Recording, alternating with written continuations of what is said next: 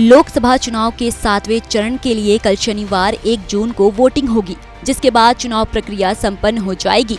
बात करें यूपी की तो इस बार के चुनाव में बीजेपी ने अपनी रणनीति के तहत शुरुआती चरणों में राम मंदिर को लेकर पिच तैयार की थी, लेकिन विपक्ष ने इसे जातीय समीकरण में बदल दिया, जिसके बाद ये मुद्दा इतना हावी हो गया कि बीजेपी को भी आरक्षण और संविधान पर सफाई देनी पड़ी। पिछले चुनाव 2014 और 2019 की बात करें तो बीजेपी सबका साथ सबका विकास के नारे से सभी जातियों को जोड़ने में कामयाब रही थी, लेकिन इस बार विपक्ष भी बीजेपी पर हावी रहा अपने मुद्दों को लेकर। विपक्ष ने शुरुआत से ही संविधान और आरक्षण खत्म का मुद्दा उठाकर बीजेपी को घेरने का काम किया, जिसमें विपक्ष काफी हद तक कामयाब भी दिखाई दिया।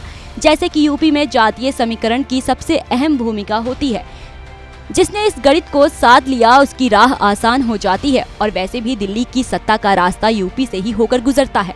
पहले एक बार यूपी के जातीय समीकरण पर नजर डालिए। उत्तर प्रदेश के जातीय समीकरण की बात करें तो यहाँ 17 से 19% स्वर्ण वोटर्स रहते हैं, जो बीजेपी का कोर वोट बैंक माने जाते हैं।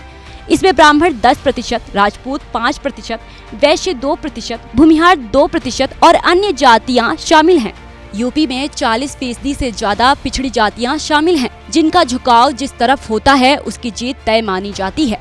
पिछले 2 चुनाव में बड़ी संख्या में पिछड़ी जातियों ने बीजेपी के पक्ष में वोट दिया था, जिसकी वजह से बीजेपी ने बड़ी जीत दर्ज की थी।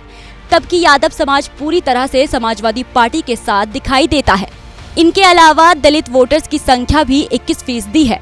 आंकड़ों के मुताबिक यूपी में 19% मुस्लिम वोटर्स भी हैं।